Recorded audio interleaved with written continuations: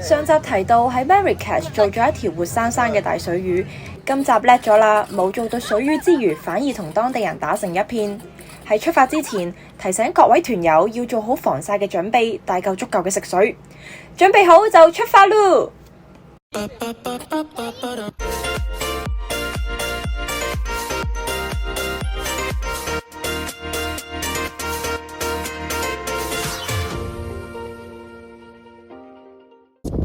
坐沙漠的士之前諗住同個司機打聲招呼啦，點知完全俾佢無視。我係咪應該要用阿拉伯語佢先會聽得明呢？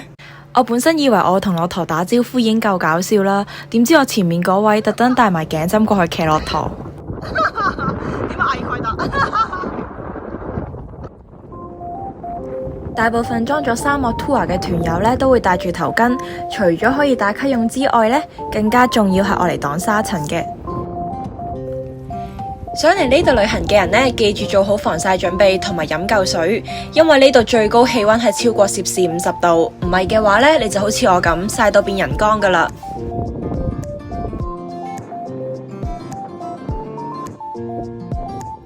望住一望無際嘅沙地同埋一大班駱駝懶洋洋咁，全部坐晒喺度，望住呢個景，一日都唔會覺得悶。佢哋而家玩緊拔河啊！自然呢兩位小姐上唔到去，個男人啱啱跳繩，佢哋上嚟啦！哇！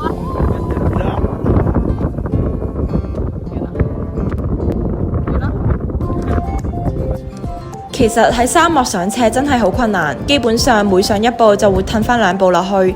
我要用跑嘅速度先跟得上前面2位 Berbers 嘅進度。到咗我哋今晚住嘅地方叫做 Berber Tent， 中文叫做帕帕爾營地，而住喺呢度嘅當地人呢，就係叫做帕帕爾人。話說喺沙漠見到一隻推屎蟲，呢個名係我幫佢作，佢個學名叫做聖甲蟲。佢哋專門會清除動物嘅便便，嗰次見到佢推住一嚿大過自己2倍嘅駱駝便便，情況就好似咁樣。去到我哋最期待嘅環節，就係瞓喺遊牧帳篷入面，喺沙漠度過一個同外界斷絕聯絡嘅晚上。不過喺帳篷入面有得沖涼，已經係 bonus 嚟噶啦。食埋呢餐之後，就準備到我哋獻醜啦。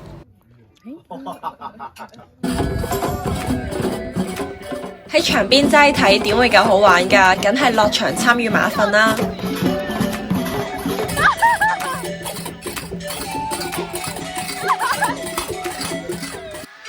由於場面失控，加上笑聲太難聽嘅緣故，我決定瞄咗佢，費事去到第2集已經冇咗過半 subscribers。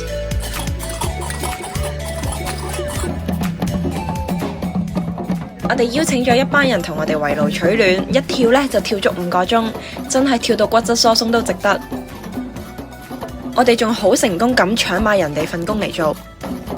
呢場堪稱史上最尷尬嘅非洲音樂 show 圓滿落幕之後呢，正式為我哋沙漠之旅畫上句號。Good morning。經過琴日俾駱駝嘅無視，我今日選擇用阿拉伯語同佢溝通，點知佢好似真係有少少反應咁。我發現一件好重要嘅事，就係我同沙特阿拉伯首相擁有同款頭巾。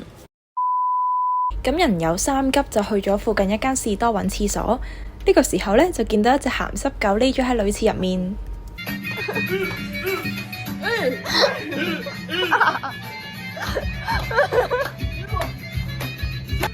好似蝙蝠啊！件衫。我發現帕帕爾人同埋阿拉伯人有個共通點，就係佢哋好熱情好客，好想分享到自己國家嘅歷史同埋文化俾其他旅客知道。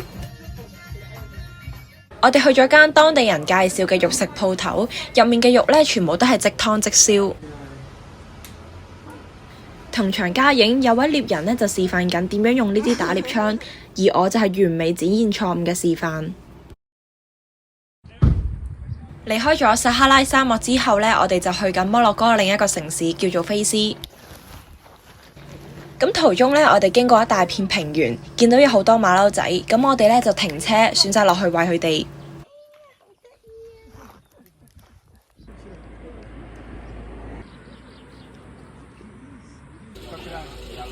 離別只係短暫，希望我哋喺世界另一個角落會再見到。All the best， All the best for you too. 拜拜。 Ciao, we talk. 今次坐車大部分時間攞咗嚟瞓覺，完全感受唔到 pat pat 痛嘅問題。呢間呢，就係我哋喺 Shift 下雲住咗2晚嘅酒店。起咗身之後呢，就會有專人為你遞上早餐。我一免費就黑椒。到啦，我哋終於到咗摩洛哥一定要去嘅藍城打卡熱點。呢度就係摩洛哥嘅打卡熱點。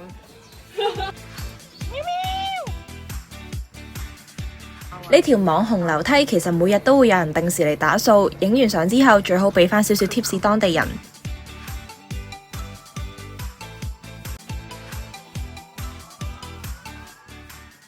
估唔到我哋酒店門口都係打卡熱點，不過佢哋就選擇用畫畫嘅方式去記錄。Come to Morocco, yeah. She's hungry. Thank you. Do you love him? 佢話 I love you free 咯，但係3個喺邊度？唔係，但係個問題係我哋都冇 two，即係我都唔係 I love you too，係咪先？如何有 free？摩洛哥嘅果汁咧就出晒名，新鮮同好飲，呢間都唔例外。除咗好飲之外咧，每年都吸引為數不少嘅網紅過嚟打卡添。真係好鬼似 Camel 你真係。嚟到哈娜起源地之一嘅國家，點可以唔問翻個先？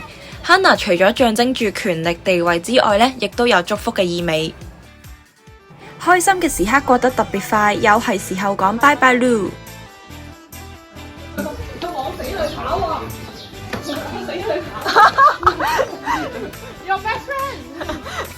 拜拜。Gracias。送咗佢上車之後，佢就展開咗種肺炎之旅，聽落都覺得刺激。拜拜，冇死啊！下集飛邊度好呢？留言話我知啦。咁我哋下條片見。喂，咪走住先啊！臨走之前記得 like、subscribe and share， 撳埋隔離個鐘仔，咁你就唔會錯過我任何一條片啦。